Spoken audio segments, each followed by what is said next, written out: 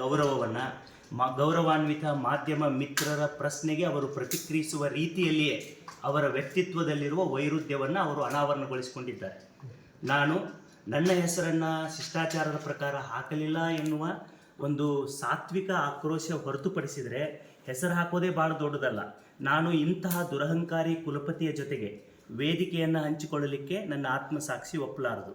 ನಾನೊಬ್ಬ ರೈತನ ಮಗನಾಗಿ, ಒಬ್ಬ ರೈತ ಕುಟುಂಬದಿಂದ ಬಂದವನಾಗಿ, ಈ ರಾಜ್ಯದ ಮೂಲೆ ಮೂಲೆಯಿಂದ ಬರುವ ನನ್ನ ರೈತ ಬಂಧುಗಳ ಜೊತೆಗೆ ಕೃಷಿ ವಿಜ್ಞಾನಿಗಳ ಸಂಶೋಧನೆಗಳನ್ನು ಕಣ್ತುಂಬಿಕೊಂಡು ಅವರನ್ನು ಅಭಿನಂದಿಸ್ತಕ್ಕಂಥ ಕೆಲಸ ಮಾಡ್ತೇನೆ.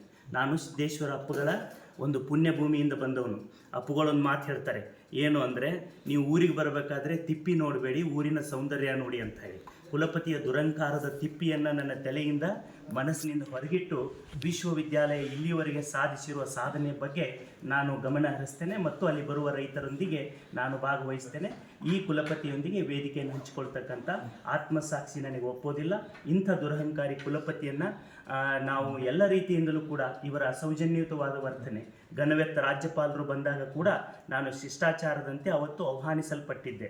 ನಾವು ಹೋದಾಗ ಕೂಡ ಅವರ ವರ್ತನೆ ಒಬ್ಬ ಸರ್ವಾಧಿಕಾರಿ ಏನೂ ಕಡಿಮೆಯಾಗಿರಲಿಲ್ಲ. ಅವತ್ತು ಅವರೊಬ್ಬ ಹಿರಿಯರು, ಒಬ್ಬ ಕಿರಿಯನಾಗಿ ಗೌರವಾನ್ವಿತ ರಾಜ್ಯಪಾಲರು ಬಂದಾಗ ನಮ್ಮ ವರ್ತನೆ ಶಿಷ್ಟಾಚಾರಕ್ಕೆ ಒಳಪಡಬೇಕು ಮತ್ತು ನಾನೊಬ್ಬ ವಿದ್ಯಾವಂತ ಯುವಕನಾಗಿರುವುದರಿಂದ ಧಾರವಾಡದ ಘನತೆ ಮತ್ತು ವಿಶ್ವವಿದ್ಯಾಲಯದ ಘನತೆ ಉಳಿಸುವ ಕೆಲಸ ನಾನು ಮಾಡಿದ್ದೇನೆ. ಅವತ್ತು ಕೂಡ ಸಹಿಸ್ಕೊಂಡು ಬಂದಿದ್ದೇನೆ. ಹೌದು, ರಾಜ್ಯಪಾಲರಿಗೆ ನಾನು ಈಗಾಗಲೇ ಪತ್ರ ಬರೆದಿದ್ದೇನೆ. ರಾಜ್ಯಪಾಲರಿಗೆ ನಾನು ಗೌರವಯುತವಾದಂಥ ಘನವೆತ್ತ ರಾಜ್ಯಪಾಲರಿಗೆ ಅರಿಕೆ ಮಾಡಿಕೊಳ್ತೇನೆ.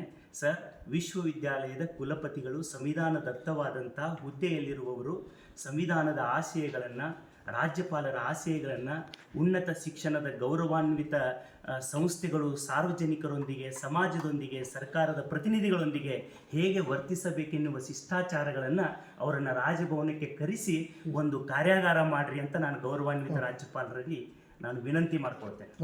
ಧನ್ಯವಾದಗಳು ಸರ್.